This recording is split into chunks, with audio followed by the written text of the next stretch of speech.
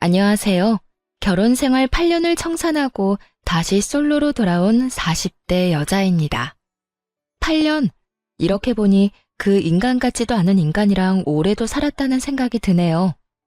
진작 그런 인간이란 걸 알았다면 8년은커녕 결혼조차도 하지 않았을 텐데요. 이제 와서 후회한다고 한들 없던 일이 되는 것도 아니고 이미 엎질러진 물이니 앞으로 남은 인생이나마 최선을 다해 살아가 보려고 합니다. 오늘 마지막으로 하소연을 좀 하고 말이죠.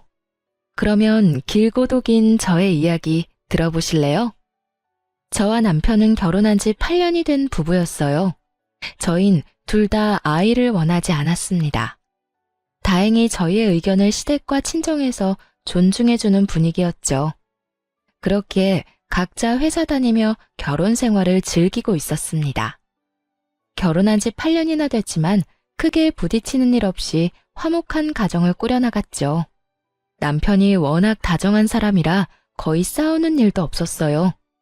게다가 저보다 친정에서 더 신경을 써주는 사람이라 늘 남편에게 고마웠죠. 오늘 장모님 건강검진 가시는 날인 건 알지? 어? 그게 오늘이야? 어이구, 어떻게 그걸 잊냐. 당신 그럴 줄 알고 나 오늘 연차냈어.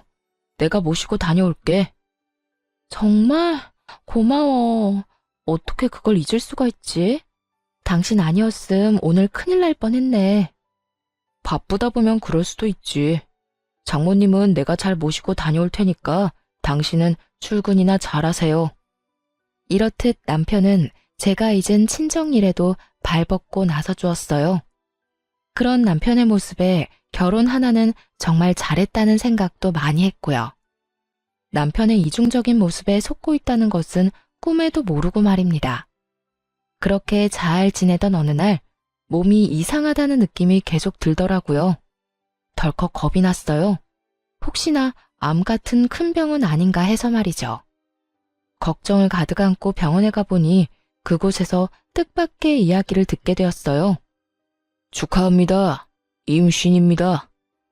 네, 임신이라고 하더라고요. 상상하지도 못한 임신이었죠. 피임기구도 제대로 쓰고 있을 뿐더러 가능성이 높은 날은 피했는데 그 희박한 가능성을 뚫고 생긴 아기였어요. 아기를 원한 적은 없었지만 축복이라는 생각이 들었어요. 정말 말도 안 되는 확률로 온 아기잖아요. 하늘에서 보내준 선물이라는 생각이 들만하죠. 바로 남편에게 임신 사실을 알렸습니다. 남편도 많이 놀라고 얼떨떨하겠지만 결국엔 기뻐할 거라 믿어 의심치 않았어요. 하지만 남편은 임신 소식을 듣자마자 화를 내더라고요. 뭐? 임신? 임신이래. 이게 무슨 일인가 몰라. 조심하기도 하고 나이도 많아서 그런 쪽으론 전혀 생각하지 못했는데. 무슨 여자가 날짜 계산도 제대로 못해서 이사다를 만드는 거야? 우리 아이는 갖지 말자고 했었던 거 잊었어? 이제 어떻게 할 거야? 남편의 말을 듣고 있자니 섭섭한 마음이 확 들더라고요. 아무리 임신 계획이 전혀 없었던 상황이라고 한들 말이죠. 거기에다 저딴 식으로 대뜸 화를 내니 기분이 상하기도 했고요. 당신은 무슨 말을 그렇게 해? 내가 무슨 임신이 하고 싶어서 안달난 사람이야? 뭐 싫다는 당신한테 마구잡이로 달려들어서 몰래 한 임신이야? 그런 것도 아닌데 왜 말을 그딴 식으로 해? 언성을 높이며 남편에게 따져 물었어요. 그제야 남편은 제정신이 돌아왔는지 눈치를 살피며 이상한 변명을 늘어놓더라고요. 아니, 난 그런 뜻이 아니라 너무 놀라서 그랬지. 왜 사람이 너무 당황하고 놀라면 언성이 높아지잖아.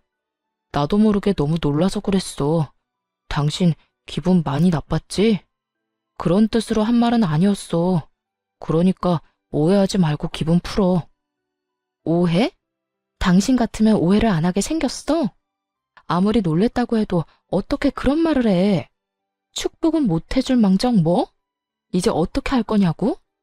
그래, 말 한번 잘했네. 내가 어떻게 해주면 좋을 것 같아? 어떻게 해줄까? 그런 뜻이 아니었다니까. 여보, 내가 정말 실수했어. 미안해. 남편은 계속해서 미안하다고는 했지만 아기에 대해선 아무 말도 안 했어요. 낳자거나 낳지 말자거나 아무것도 말하지 않더라고요. 아니, 아예 임신에 대한 언급 자체를 하지 않았어요. 대신 그 뒤로 남편은 임신이 달갑지 않다는 것을 온몸으로 표현하기 시작하더라고요. 휴가 때 가려고 계획했던 여행을 취소하려는 어느 날이었어요. 아무래도 임신 때문에 몸조심을 해야 했으니까요. 이번에 우리 여행 가기로 한 것도 취소해야겠지. 아무래도 비행기 오래 타는 건 무리일 거 아니야. 그래야 하지 않을까? 노산이기도 하고 역시 조심하는 게 좋을 것 같아. 이게 뭐야? 임신 때문에 계획대로 되는 일이 하나도 없어. 지금도 이런데 애 태어나면 더 할 거 아니야. 이래서 내가 아기 갖기 싫다고 한 거였는데. 이런 남편의 말을 듣는데 짜증이 확 나더라고요. 임신하면 그렇지 않아도 몸도 힘들고 마음도 힘들잖아요. 그런데 남편까지 저런 말로 임신이 달갑지 않다는 걸 표현하니 화가 났어요. 그래서 하고 싶은 말이 뭔데? 애를 낳자는 말이야, 낳지 말자는 말이야? 싫으면 지금 말해. 그렇게 말 빙빙 돌리지 말고. 안 그래도 힘든 사람 더 힘들게 하지 좀 마. 그간 남편에게 하고 싶었던 말을 쏟아냈습니다. 그렇게까지 화를 내니 남편은 한 발 물러서 또 눈치를 살피더군요. 아니, 그런 뜻이 아니잖아. 그냥 나는 아쉬워서 그렇지. 이번 여행 우리가 정말 기대했었는데 이렇게 취소해야 하니까 아쉬워서 그랬어. 여행 취소해서 아쉬운 것도 당신이 달갑지 않아 하는 것도 다 알아. 근데 이왕 생긴 아기 축복이라고 생각하고 좋게 말해주면 안 돼? 없을 것도 아니고 낳아서 키워야 하잖아. 대체 언제까지 그렇게 임신 탓하고 있을 건데? 미안해. 내가 생각이 짧았어. 당신도 많이 힘들 텐데 말 그렇게 해서 미안해. 남편은 또다시 미안하다고 하며 상황을 넘기려 했습니다. 그렇게 계속 반복되는 남편의 반응에 스트레스를 많이 받았죠. 그러면서 정말 이 아기를 낳아도 되는 것인지 걱정도 되더라고요. 지금도 저러는데 출산 이후 남편이 어떻게 변할지 모르는 일이니까요. 막상 낳은 아기가 너무 예뻐 남편이 좋게 변한다면 더없이 행복한 결말일 테지만 그렇지 않은 경우라면 상상도 하기 싫더라고요. 그건 저에게도 나쁘겠지만 태어날 아이에게도 끔찍한 상황일 게 분명했으니까요. 그러는 와중 시부의 생신날이 되었습니다. 매년 밖에서 하던 생신잔치를 갑자기 집에서 한다고 하더라고요.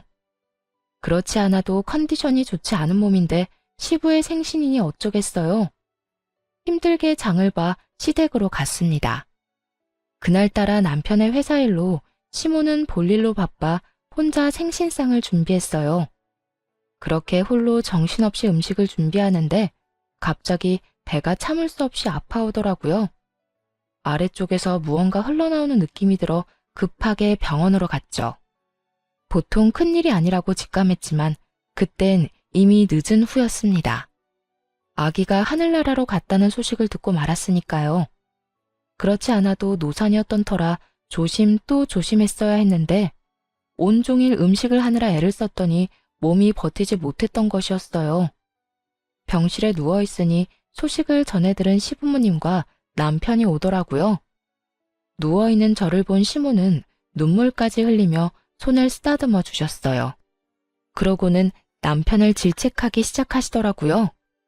넌 네 마누라가 임신했으면 진작 나한테 말을 했어야지. 그랬으면 이런 일은 없었을 거 아니야. 아니, 애초에 네 마누라가 임신했다는 사실을 알긴 했었던 거야? 시모의 질책이 쏟아지자 남편은 다 기어들어가는 목소리로 대답했습니다. 내가 남편인데 그걸 왜 몰랐겠어. 혹시나 해서 좀 지나면 말씀드리려고 했어요. 안 하느니만 못한 남편의 답은 시모의 화에 기름을 부어버렸습니다. 이어 시모의 입에서 나온 말들은 저를 충격에 빠뜨리기에 부족함이 없었어요. 그걸 아는 녀석이 왜 이번 생신은 집에서 축하하자고 우겨댄 거야? 내가 오늘 볼 일이 있어서 음식할 시간 없다고 말했지? 그래도 집에서 할 거라고 그렇게 우기더니 그렇지 않아도 네 와이프 노산인데 고생할 건 생각도 안 한 거야? 시모의 말을 들어보니 시댁에서 시부의 생신을 축하하자고 남편이 우겨댔더라고요. 시모가 약속이 있어 그건 곤란하다고까지 했는데도 말이죠. 남편은 시모의 말에 크게 당황하더니 말도 안 되는 변명을 해대기 시작했어요. 아니, 바깥 음식 먹기 지겹잖아. 난 그냥 집에서 간단하게 미역국이나 먹으면 되겠지 하는 마음에 그랬던 거야. 나라고 일이 이렇게 될 줄 알았겠어? 몰랐다는 말만 하면 그만이야? 애는 둘째치고 네 와이프 몸 상한 거는 어떻게 할 거야? 나도 속상해. 나라고 마음 편한 줄 알아.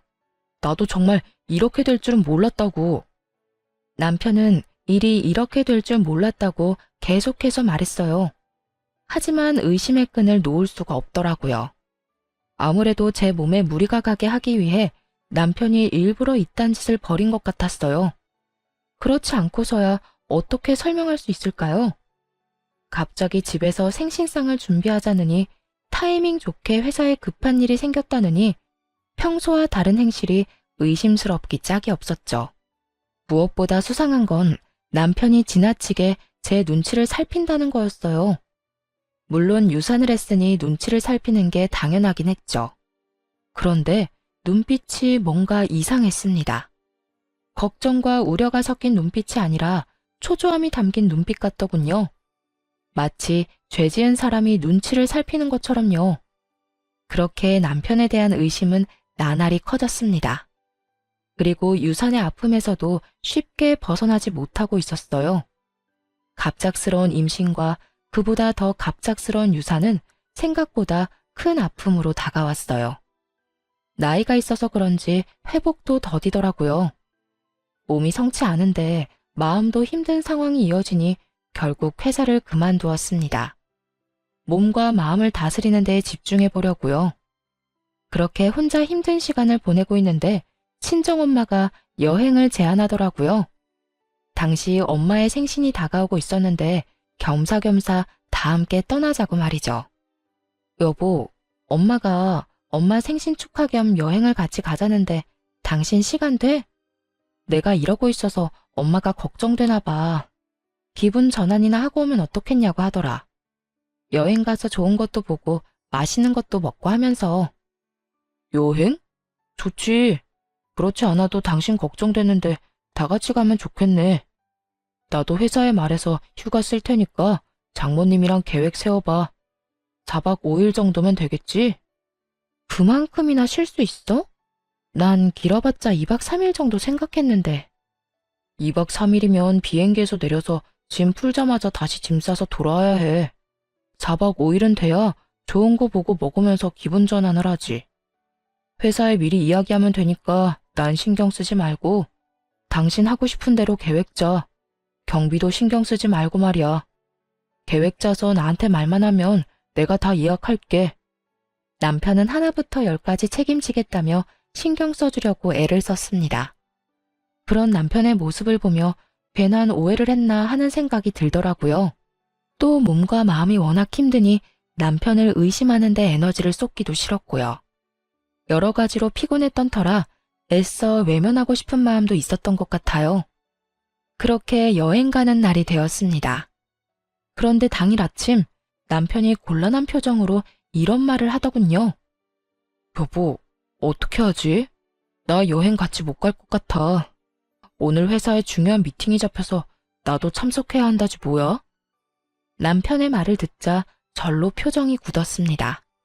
남편은 그런 제 얼굴을 보고는 자신의 휴대전화를 보이더라고요. 대리님, 오늘 오후에 급한 미팅이 잡혔어요. 아무래도 대리님 연차 다시 반납하시고 회사로 오셔야 할 것 같아요. 부장님께서 빨리 대리님께 연락하라고 하셨어요. 근 5년간 그 회사랑 거래했던 내역이랑 리스트 정리해서 보고서 올리라고요. 설마 벌써 비행기 타신 건 아니죠? 보시는 대로 빨리 연락 좀 주세요. 회사에서 온 연락은 한눈에 봐도 다급해 보이더라고요. 아쉽지만 그간 남편이 준비하던 일이 중요하다는 걸 알고 있었습니다. 그래서 더는 남편을 붙잡아두면 안 되겠다는 생각이 들었어요. 알겠어. 급한 일이라는데 어쩔 수 없지 뭐. 여행은 부모님이랑 다녀올 테니까 당신은 신경 쓰지 말고 회사 가봐. 아니야. 오후 미팅이라고 하니까 당신 공항에 데려다주고 가면 돼. 장모님이랑 장인어른은 따로 가신다고 했으니까 당신 혼자 가야 할 거 아니야. 그럴 시간이 돼? 보고서 작성도 해야 하잖아. 빨리 모셔다 드리고 회사 가서 하면 다 됩니다. 얼른 가자. 당신 가는 거 보고 일해야 일이 잘 될 것 같아서 그래. 남편은 한사코 공항까지 데려다 주겠다고 했어요. 그래서 하는 수 없이 남편의 배웅을 받으며 비행기에 올라탔습니다. 그렇게 좌석에 앉아 휴대전화를 꺼냈을 때였어요. 전원을 끄기 전에 남편에게 고맙다는 문자를 보내려고요. 그런데 마침 카톡이 하나 오더라고요. 자기야, 우리 집사람 지금 비행기 탔어. 4박 5일 동안 자유야. 어디야? 내가 지금 데리러 갈게. 남편에게서 온 연락이었어요. 미리 보기 내용을 보자마자 이게 무슨 말인가 싶어 카톡에 들어가 봤죠. 그 짧은 순간에 남편이 대화를 삭제했더라고요. 카톡을 보내고 난 후 바로 삭제를 하면 수신인 휴대전화에서도 삭제가 되잖아요. 바로 그 기능을 사용한 것이었어요. 남편이 아무리 재빨리 삭제를 했다고 한들 이미 두 눈으로 모든 걸 정확히 본 뒤였죠. 그렇게 남편이 외도를 저지르고 있다는 걸 확신하게 되었습니다. 더불어 오늘 회사에 급한 일이 있다고 거짓말하며 여행에서 빠진 이유도 알아버렸죠. 상간녀와 함께 좋은 시간을 보내기 위해서지 뭐겠어요. 모든 사실을 다 알게 되자 가장 친한 친구에게 재빠르게 전화를 걸었습니다. 그리고 대충 상황을 설명하며 흥신소를 통한 남편의 뒷조사를 부탁했습니다. 마음 같아서는 당장 비행기에서 내려 직접 그 추잡한 광경을 보고 싶었지만 그러면 부모님이 더 걱정을 하실 테니 차마 못하겠더라고요. 또 다른 곳으로 떠나 마음을 정리할 필요가 있기도 했고요. 그렇게 여행길에 올랐고 여행지에서 실시간으로 외도 증거들을 받아보았습니다. 그중 단연 충격적인 건 상간녀의 정체였는데요. 상간녀는 남편의 회사 신입 직원으로 남편보다 20살이나 어리더라고요. 그러니까 25살인 거죠. 두 사람이 만나기 시작한 건 반년 전쯤이라고 했습니다. 상간녀가 남편 회사에 들어오고 얼마 지나지 않았을 때였어요. 그땐 제가 임신을 하기 전이었거든요. 그제야 남편이 왜 그렇게까지 임신에 불만을 표현했는지 알겠더라고요. 남편은 하루라도 더 빨리 이혼을 해서 그 젊은 상간녀와 살고 싶었던 거죠. 그런데 제가 임신을 하고 출산까지 해버리면 큰 차질이 생길 게 분명하잖아요. 그래서 그렇게까지 싫어했던 것이었어요. 이로써 무리를 하게 해 유산으로 이끈 것이 남편의 계획이었음이 확실해졌습니다. 일단 좋은 풍경을 보고 맛있는 음식을 먹으며 이혼을 계획했어요. 특히 복수의 칼을 더욱더 날카롭게 갈 수 있도록 해준 건 두 사람의 대화였는데요. 그 대화를 듣고 있자니 정말 이가 바득바득 갈리더라고요. 그러면 오빠 와이프는 지금 여행 간 거야? 오빠는 이 분위기 좋은 곳에서 나랑 스테이크나 썰고 있는 줄도 모르고? 회사에 급한 미팅 잡혔다고 말했지. 자기가 보내준 문자 보여주니까 감쪽같이 속던데? 지금쯤 장인 장모랑 좋은 시간 보내고 있을 거야. 4박 5일이라고 했으니까 그동안 나 이런 데 많이 데리고 가줘야 해. 이런 데만 데리고 가겠어? 백화점 가서 가방도 사줄게. 이럴 줄 알았으면 그냥 한 달 쉬다 오자고 할 걸 그랬어. 그러면 자기랑 여행도 다니고 좋았을 텐데. 비행기 추락사고 이런 거라도 일어났으면 좋겠다. 그러면 이혼을 어떻게 해야 할지 걱정 안 해도 될 텐데. 비행기 추락사고. 이 말을 듣는데 정말 온몸에 소름이 다 돋더라고요. 어떻게 된 인간이 그런 말을 입에 올릴 수가 있는 것인지 아무리 어린 여자한테 미쳐있다고 해도 말이죠. 당장이라도 달려가 머리채라도 잡고 싶은 심정이었습니다. 그 뒤로 이어진 대화도 가관이었어요. 에이, 아무리 그래도 그건 아니지. 그나저나 나 이번에 기획안 제출하라고 하던데 오빠가 도와줄 거지? 당연하지. 우리 자기 일인데 내가 다 도와줘야지. 자기도 얼른 진급하고 자리 잡아야 하니까. 역시 오빠가 최고야. 그나저나 오빠 돈 이렇게 막 써도 돼? 오빠 와이프가 눈치채면 어쩌려고. 눈치? 퍽이나 그 여자가 눈치채겠다. 그 여자 지금 유산했다고 세상 온갖 슬픔을 혼자 다 떠안는 사람처럼 굴고 있어. 그런 사람이 나한테 신경 쓸 겨를이 있을 것 같아? 그리고 평소에도 정신이 워낙 없는 사람이었어. 오죽했으면 그 부모도 내가 다 챙겼을까. 책 잡히기 싫어서 다 챙기느라 내가 피곤해 죽겠다니까. 그랬습니다. 남편은 진심에서 우러나와 제 부모님을 챙긴 것이 아니었어요. 본인이 외도나 저지르고 있으니 부모님을 이용하고 있었던 거더라고요. 의심에서 벗어나기 위한 하나의 수단으로 말이죠. 모든 사실을 알게 된 후 이를 갈며 여행지에서 돌아왔습니다. 그날 바로 상간녀의 본가와 상간녀가 만나는 남자에게 외도 증거를 다 보내버렸어요.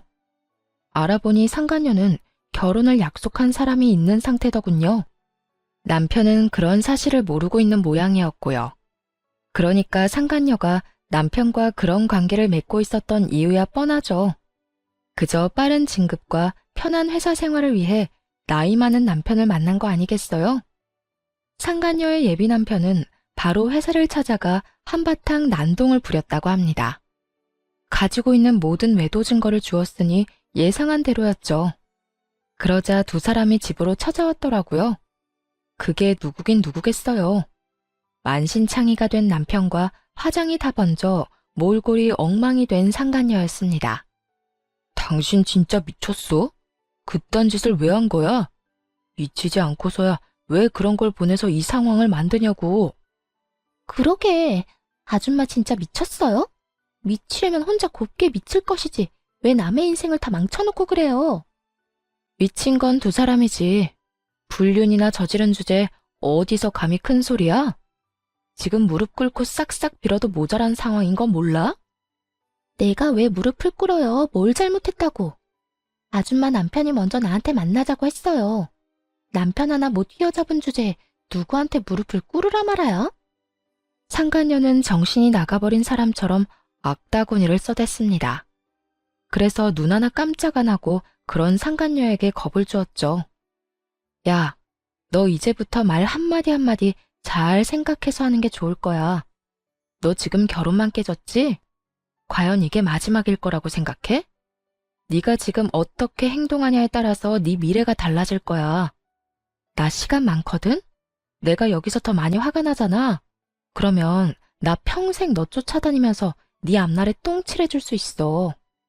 네가 결혼한다고 하면 그 직장에 가서 난동을 피울 거고, 네가 재취업을 한다고 하면 그 회사에 찾아가서 뒤집어 엎어버릴 거야. 그러니까 그런 꼴 당하기 싫으면 그냥 입 다물고 있어. 상간녀는 할 말이 없는지 그저 씩씩거리며 노려보고 있었습니다. 그런데 이번엔 남편 놈이 뚫린 입으로 말 같지도 않은 말을 해대기 시작하더군요. 틀린 말 한 게 하나 없는데 무슨 말을 그렇게까지 해? 무릎? 참 기가 막혀서. 당신이 가만히 있었다면 그깟 무릎 얼마든지 꿇어줬겠지. 그런데 당신이 그딴 짓을 벌이는 바람에 우리 두 사람 꼴이 우스워졌잖아. 당신 같으면 무릎을 꿇고 싶겠어? 도대체 왜 그런 짓을 한 거야? 우리 일은 우리끼리 조용히 대화로 해결하면 되는 거잖아. 왜 일을 이렇게까지 만들어? 어쩌면 인간의 탈을 쓰고 저렇게나 뻔뻔할 수가 있는지. 남편의 말을 듣고 있자니 무슨 큰 죄를 저지른 듯한 기분이었어요. 하지만 큰 소리를 치고 있는 남편에게 지지 않고 맞서주었죠. 내가 누구 좋으라고 대화로 문제를 해결해? 두 사람은 불륜 저지르면서 대화로만 사랑을 나눴어? 아니잖아. 온갖 추잡한 짓은 다 했을 거 아니야. 본인들은 그렇게 하고픈 거 다 하고 다녔으면서 뭐? 조용히 대화로 이 문제를 풀어내길 바란다고? 뻔뻔해도 너무 뻔뻔한 거 아니야? 정신 차려. 내가 아니라 네가 잘못한 거야. 네가 바람을 피운 거라고. 잘못은 네가 한 주제에 어디서 큰 소리를 쳐? 저 역시 남편을 향해 고함을 질러버렸습니다.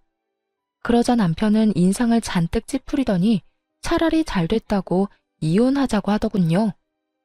됐다 됐어. 차라리 잘 됐어. 그냥 이혼하자.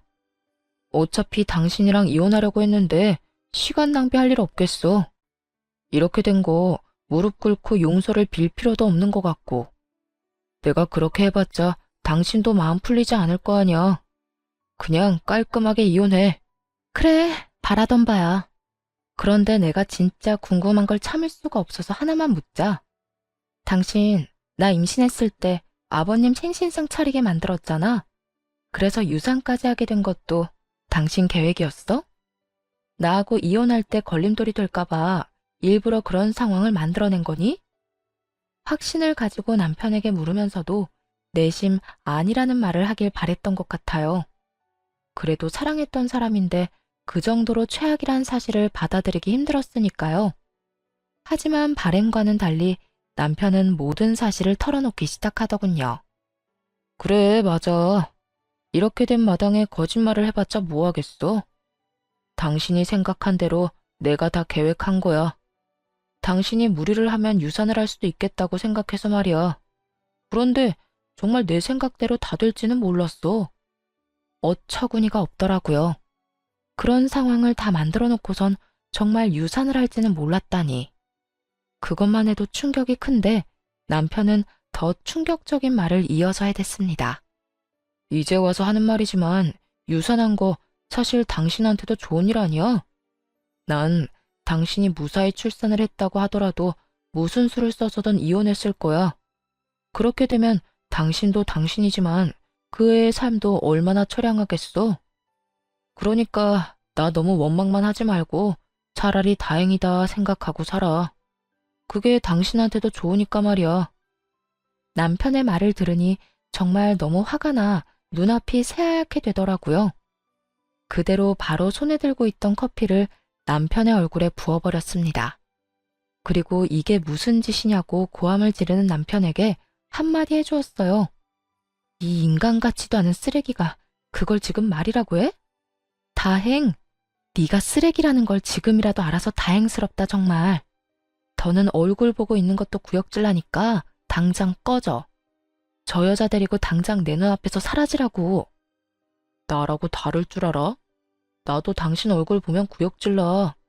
다 늙어빠진 주제 성격만 더러워서는 바로 이혼할 준비나 해. 괜히 나한테 복수한다 치고 이혼 안 한다고 버티지 말고. 그래야 이 예쁘고 젊은 애랑 하루라도 빨리 결혼해서 살 거 아니야?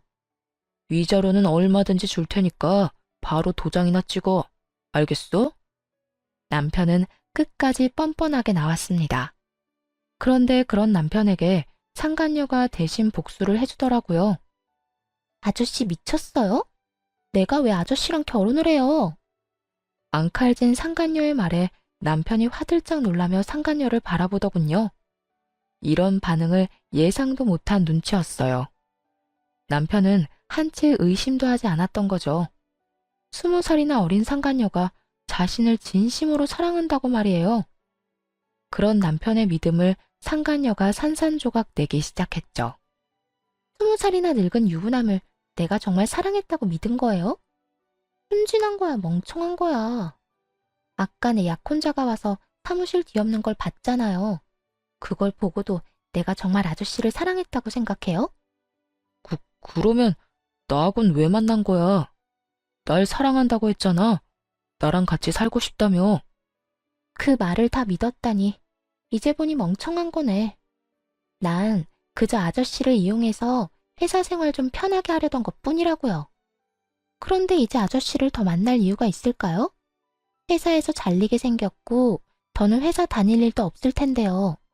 결혼은 무슨? 다신 아저씨랑 만날 일은 없을 거예요.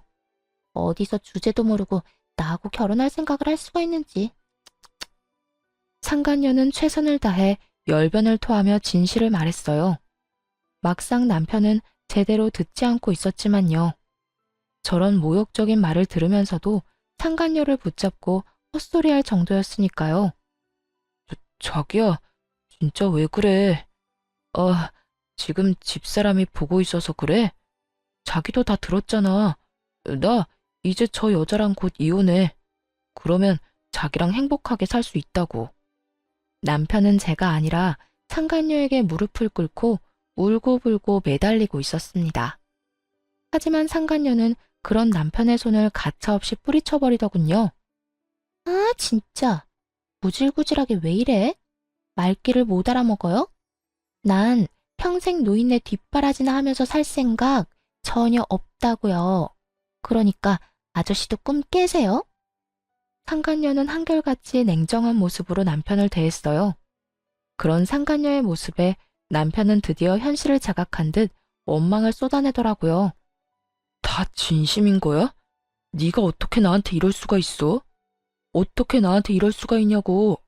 내가 너한테 지금까지 뭘 해줬는데? 누가 해달라고 했나? 다 자기가 해주고 싶어서 했으면서 이제 와서 왜 저래? 상간녀는 절망을 쏟아내는 남편이 지긋지긋하다는 듯 굴었습니다. 더 이상 듣고 있고 싶지 않았어요. 그대로 그 꼴값을 떠는 인간들을 집에서 내쫓아 버렸습니다. 두 사람은 한참을 현관문 앞에서 다툰다 싶더니 경비분의 손에 쫓겨났습니다. 워낙 시끄러워서 다른 주민이 신고라도 했던 거겠죠. 그 후 이혼 소송과 상간녀 소송까지 진행해 모두 승소를 했습니다. 덕분에 위자료를 받고 이혼할 수 있었어요. 상간녀는 끝까지 미안하다는 말 한마디 없었습니다. 중간에 남편이 설득을 어떻게 한 것인지 다시 사이가 좋아졌더라고요. 20살이나 많은 이혼남을 옆에 끼고 으스대는 꼴이 참 웃기지도 않았어요. 드디어 다 끝났네요. 받은 위자료로 새 출발 잘하세요, 아줌마. 난 아줌마가 이혼해준 덕분에 돈 걱정 안 하고 살 테니까. 백수 신세의 20살 많은 남자가 뭘 어떻게 해주려나? 과연 돈 걱정 안 하게 해줄지 모르겠네. 뭐 그렇게 생각해서 네 마음이 편하다면 그대로 살아. 정신건강에는 좋겠네. 어머, 아줌마 몰랐어요?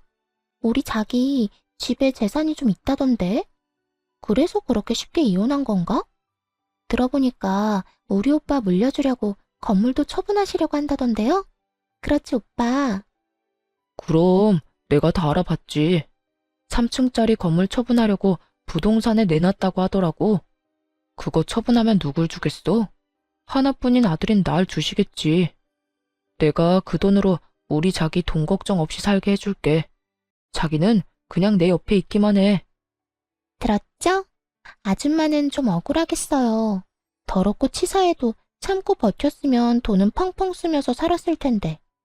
볼 꼴 못 볼 꼴 다 보고 이 대박 기회를 놓쳤으니 얼마나 억울하겠어? 내가 아줌마 억울하지 않게 부지런히 잘 쓸게요, 그 돈. 들어보니 전 남편은 상간녀를 전 시댁의 재산으로 홀린 듯 하더라고요. 그제야 왜 둘의 사이가 다시 좋아졌는지 이해가 됐습니다. 상간녀는 결혼도 무산되고 본가에서도 쫓겨났으니 갈 곳이 없었겠죠. 그러다 전 남편이 재산을 받을 것 같자 나이 많은 그의 곁을 남기로 한 것이었고요. 그래서 시샘이 나거나 후회했냐고요? 전혀요. 억만금을 준다고 해도 저 남자와는 더 살 생각이 없었습니다. 또 시부모님은 저딴 인간에게 재산을 물려주실 분들이 아니라고 확신했어요. 그래서 별로 약이 오르지도 않더군요. 그리고 만에 하나 그 돈을 물려받는다고 쳐도요. 저렇게 이루어진 가정이 평탄할 리 없지 않겠어요? 마음대로 해라. 그런데 있잖니. 세상 모든 것이 네 뜻대로 흘러가진 않을 거야. 그 돈이 정말 네 손으로 들어오게 될지는 난 잘 모르겠다. 그래도 넌 그렇게 믿고 살아. 그래야 네 말대로 노인네 뒷바라지 할 의욕이라도 생길 테니까. 그렇게 말한 후 홀로 돌아와 그 두 사람을 잊고 살려고 노력했어요. 그런데 3개월이 지난 어느 날 전 시부모님이 찾아왔더라고요. 아가, 잘 지냈니? 우리가 이제야 너희가 왜 이혼을 했는지 자세히 알게 되었어. 그동안 얼마나 마음고생을 했니? 전 시모는 이제야 모든 사실을 알았다며 눈물을 글썽이고는 손을 잡아주었습니다. 자세한 내막을 알려봤자 뭐하겠나 하는 생각에 연락도 하지 않았는데 어떻게 알고 온 건지 궁금해지더라고요. 저야 뭐 늘 똑같아요. 그런데 어떻게 그걸 아셨어요? 저의 물음에 전 시모와 전 시부는 한숨을 크게 내쉬었어요. 그러곤 잡은 손에 힘을 주며 말을 시작하더군요. 어떻게 알긴 그 녀석이 그 여자애를 집으로 데리고 왔더구나. 와서 한다는 말이 얼마나 기가 막히던지. 뭐라고 하던가요? 저한테는 결혼할 거라고 하던데. 그래, 결혼할 거니까 우리 보고 돈을 좀 달라고 하더구나. 우리가 건물 처분한 건 어떻게 알고 찾아와서 돈을 달라고 하는 건지. 내 자식이지만 정말 이해가 안 되더구나. 그 젊은 여자애가 뭐가 모자라서 40이 넘은 아저씨 옆에 붙어 있겠어? 다 돈 때문인 거지. 그 녀석도 그걸 알긴 아는 모양인지 돈 내놓으라고 어린애처럼 떼를 쓰는데 할 수만 있다면 뱃속에 다시 넣고 싶은 심정이었어. 역시나 전 남편은 발이 빨랐습니다. 전 시부모님이 건물을 처분했다는 소식을 듣자마자 상간녀와 함께 찾아왔대요. 상간녀와 결혼할 거라고 말하면서 돈을 내놓으라고 닥달하기도 했고요. 두 분은 크게 실망하신 듯 했어요. 아들이 외도로 이혼당했다는 것만으로도 충격이 큰데 돈까지 내놓으라 하니까요. 그러셨구나. 많이 놀라셨겠어요. 놀라기만 했겠어? 나는 물론이고 네 시아버지까지 화가 머리끝까지 나서 쫓아내버렸다. 앞으로 우리가 죽었다는 소식이 들려도 찾아오지 말라고 했어. 너 같은 놈한테 줄 돈은 땡전 한 푼도 없으니까 말이다. 전 시모는 격양된 목소리로 이렇게 말하더니 무언가를 손에 쥐어주었습니다. 그건 바로 준비해오신 통장이었어요. 이게 뭐예요? 이거 네 거야. 언젠간 너희 부부한테 물려주려고 모았던 돈이랑 건물 처분한 돈 조금 넣었다. 깜짝 놀라 통장을 열어보았습니다. 그곳엔 예상보다 큰 금액이 찍혀 있더라고요. 다시 통장을 돌려드리며 차마 받을 수 없다고 했죠. 그런데도 전 시모는 다시 통장을 주며 받으라고 하시더라고요. 어머님, 이거 너무 많아요. 저 위자료도 받았고 이렇게 큰 돈은 필요 없어요. 필요 없기는 내 아들놈 때문에 유산이라는 아픔도 겪었지 않니? 또 그런 꼴까지 보고 이혼하게 됐는데 그까짓 위자료로 되겠어? 이 돈으로도 네 상처가 치유되지 않을 거라는 거 잘 안다. 그런데 이렇게라도 해야 우리 마음이 편해서 그래. 이런 것밖에 줄 수 없어서 미안하구나. 전 시모는 끝까지 손에 통장을 쥐어주셨습니다. 그러면서 당부의 말도 잊지 않으시더군요. 그리고 그 녀석이 널 찾아올 수도 있어. 그 여자애는 물려받을 돈이 없다고 생각되면 바로 그 녀석 버리고 도망갈 거야. 너도 봤으니 다 알겠지만 말이다. 그러면 그 녀석이 어딜 가겠어? 우리한테는 쫓겨나고 영까지 끊겼으니 널 찾아오지 않겠어? 만에 하나라도 널 찾아오거든 소금이나 뿌리고 쫓아내버려. 다신 찾아오지 말라고 말하면서 말이야. 전 시모는 끝까지 저의 편에 서서 저를 위한 말을 해준 후 돌아갔어요. 시간이 흐른 뒤 역시나 전 시모의 말처럼 전 남편 놈이 절 찾아왔더라고요. 이혼하자고 할 때는 그렇게나 뻔뻔하고 당당한 모습이더니 이번엔 잔뜩 불쌍한 척을 하며 앞에 서 있더군요. 여보, 오랜만이야. 여보 좋아한다. 너랑 나 이혼한 지가 언젠데 여보래? 그리고 왜 찾아왔어? 우리 다시는 보지 않기로 암묵적으로 약속한 거 아니었어? 상간녀랑 행복하게 살 테니 빨리 이혼하자고 한 사람이 당신이란 걸 잊었어? 아직도 그 일을 마음에 두고 있는 거야? 그게 언제적 일인데. 나 그 여자애랑 끝냈어. 막상 이혼하고 나니까 당신이 그리워서 안 되겠더라고. 그래서 끝내버렸어. 당신한테 돌아오려고 말이야. 입에 침이나 바르고 거짓말을 하는 건지 전 남편은 얼굴색 하나 안 변하고 오로지 절 너무 사랑해서 돌아온 거라고 하더군요. 상간녀의 말처럼 멍청하기 짝이 없었어요. 이제와 후회한다고 내가 그리워 돌아왔다고 하면 뭐 달라지나요? 이쪽은 받아줄 생각 요만큼도 없는데 혼자서 확신하는 눈치였어요. 모두 없던 일로 하고 자신을 받아줄 거라고 말이죠. 당신은 내 생각 안 났어? 그래도 연애까지 합치면 우리가 함께한 세월이 10년이 넘는데 가끔 내 생각 나지 않았느냐고. 이제 와서 이딴 말 하는 거 보니까 그 어린애가 도망이라도 갔나 봐? 그걸 어떻게... 다 아는 것 같으니까 솔직하게 말할게. 그 애 그냥 도망가 버렸어. 내가 받을 재산 없고 부모님하고 연도 끊기니까 알아채고 바로 도망치더라. 정말 뒤도 한번 돌아보지 않더라고. 내가 이때껏 쓴 돈이 얼만데 정말 나쁘지 않아? 진짜 이런저런 일 다 겪으면서 느낀 건데 당신만한 여자가 없더라고. 당신처럼 나랑 잘 맞고 나를 잘 이해해주는 사람이 없었어. 그래서 하는 말인데 나랑 다시 시작하면 안 될까? 전 남편은 어느새 뻔뻔한 모습으로 돌아와 다시 시작하자는 말을 했어요. 그래서 어떻게 했냐고요?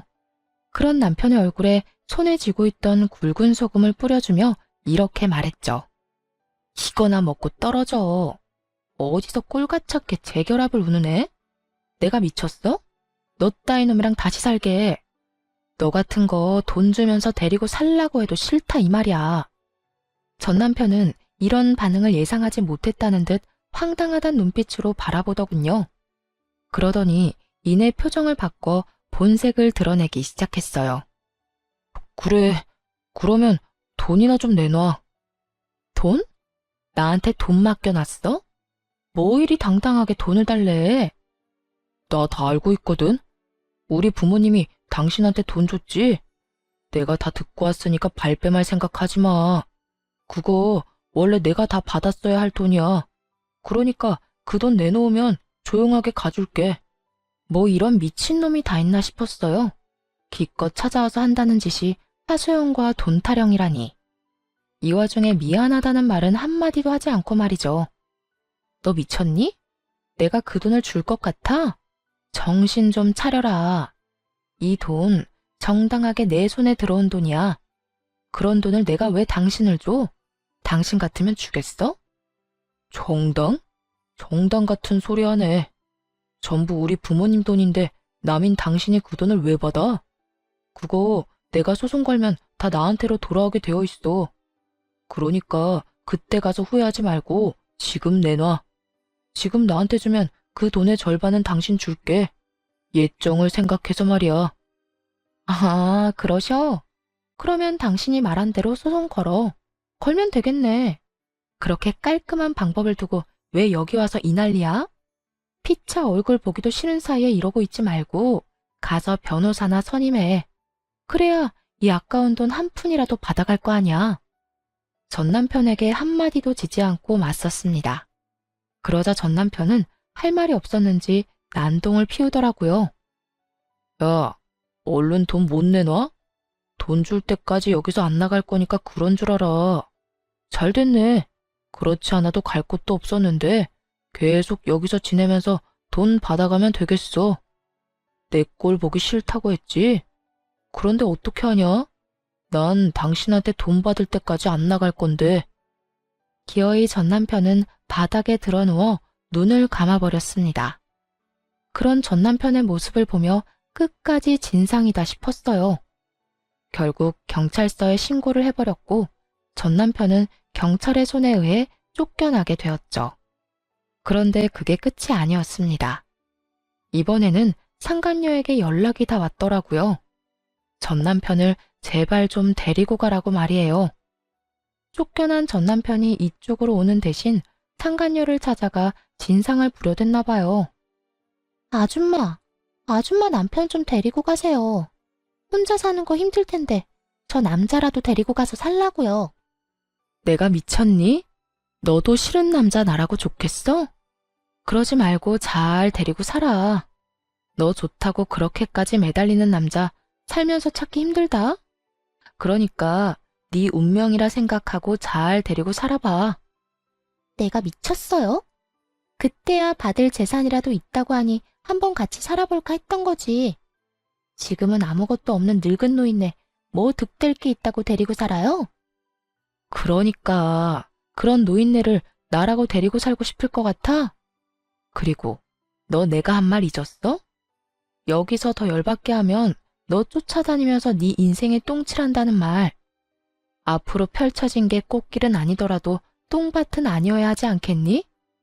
다신 나한테 연락하지 마라. 그리고 너 좋다고 찾아간 남자는 네가 해결해.